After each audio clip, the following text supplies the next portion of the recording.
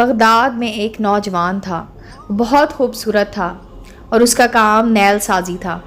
وہ نیل بناتا بھی تھا اور گھوڑے کے سموں پر چڑھاتا بھی تھا۔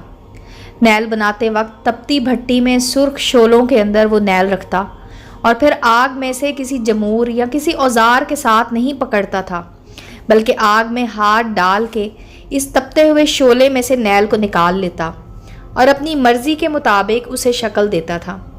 لوگ اسے دیکھ کر دیوانہ کہتے اور حیران بھی ہوتے تھے کہ اس پر آگ کا کوئی اثر نہیں ہوتا۔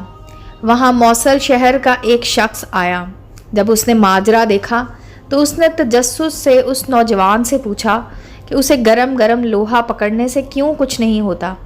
اس نوجوان نے جواب دیا کہ وہ جلدی میں لوہے کو اٹھا لیتا ہے اور اب اس پر ایسی کیفیت طاری ہو گئی ہے کہ میرا ہاتھ اسے برداشت کرنے کا عادی ہو گیا ہے اور مجھے کسی جمور یا پلاس کی ضرورت نہیں پڑتی۔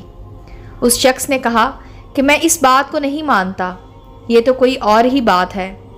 اس نے نوجوان سے کہا کہ مجھے اس کی حقیقت بتاؤ۔ اس نوجوان نے بتایا کہ بغداد میں ایک نہایت حسین و جمیل لڑکی تھی اور اس کے والدین عمرے کے لیے گئے اور کسی حادثے کا شکار ہو گئے۔ وہ دونوں فوت ہو گئے اور یہ لڑکی بے یار و مددگار اس شہر میں رہ گئی۔ وہ لڑکی پردے کی پکی ہوئی گھر کے اندر رہنے والی لڑکی تھی۔ اب اس کو سمجھ نہیں آتی تھی کہ زندگی کیسے گزارے۔ آخر کار نہایت غمزدہ اور پریشانی کی حالت میں وہ باہر سڑک پر نکل آئی۔ اس نے میرے دروازے پر دستک دی اور کہا، کیا ٹھنڈا پانی مل سکتا ہے؟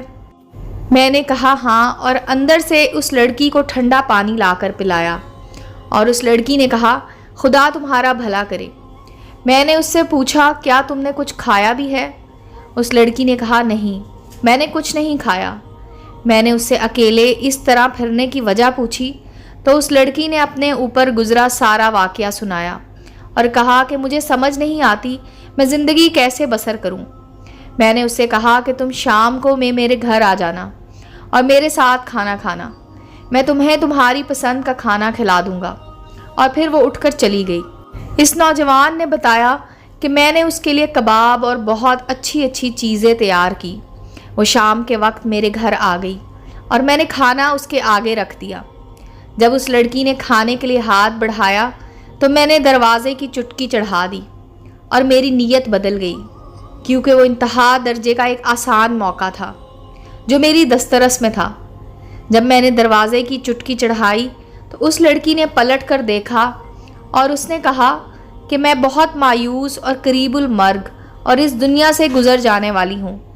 اس نے مزید کہا، اے میرے پیارے بھائی، تو مجھے اللہ کے نام پر چھوڑ دے۔ وہ نوجوان کہنے لگا، میرے سر پر برائی کا بھوت سوار تھا۔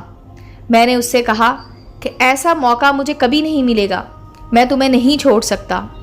اس لڑکی نے مجھے کہا کہ میں تمہیں اللہ اور اس کے رسول کے نام پر درخواست کرتی ہوں کہ میرے پاس سوائے میری عزت کے کچھ نہیں ہے، اور ایسا نہ ہو کہ میری عزت بھی پامال ہو جائے اور میرے پاس کچھ بھی نہ بچے، اور پھر اس حالت میں اگر میں زندہ بھی رہوں تو مردوں ہی کی طرح جیوں۔ اس نوجوان نے بتایا کہ لڑکی کی یہ بات سن کر مجھ پر اللہ جانے کیا اثر ہوا۔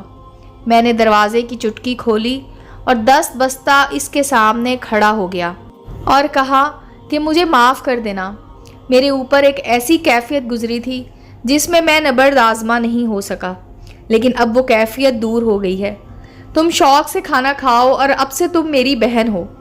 یہ سن کر اس لڑکی نے کہا کہ اے اللہ، میرے اس بھائی پر دوزخ کی آگ حرام کر دے۔ یہ کہہ کر وہ رونے لگی اور اونچی آواز میں روتے ہوئے کہنے لگی کہ اے اللہ، نہ صرف دوزخ کی آگ حرام کر دے بلکہ اس پر ہر طرح کی آگ حرام کر دے۔ نوجوان نے بتایا، وہ یہ دعا کر کے چلی گئی۔ ایک دن میرے پاس زنبور نہیں تھا اور میں دھونکنی چلا کر نیل گرم کر رہا تھا۔ میں نے زنبور پکڑنے کے لیے ہاتھ بڑھایا تو وہ دہکتے ہوئے کوئلوں میں چلا گیا، لیکن میرے ہاتھ پر آگ کا کوئی اثر نہ ہوا۔ میں حیران ہوا اور پھر مجھے اس لڑکی کی وہ دعا یاد آئی، اور تب سے لے کر اب تک میں اس دہکتی ہوئی آگ کو آگ نہیں سمجھتا ہوں، بلکہ اس میں سے جو چاہے بغیر کسی ڈر کے نکال لیتا ہوں۔ امید ہے دوستوں اسٹوری اچھی لگی ہوگی. چینل کو لائک اور سبسکرائب کریں اور بیل آئیکن کا بٹن دبانا مت بھولیں تاکہ ہر نئے آنے والی اسٹوری کا نوٹیفیکیشن آپ کو مل سکے. ملتے ہیں اگلی اسٹوری کے ساتھ.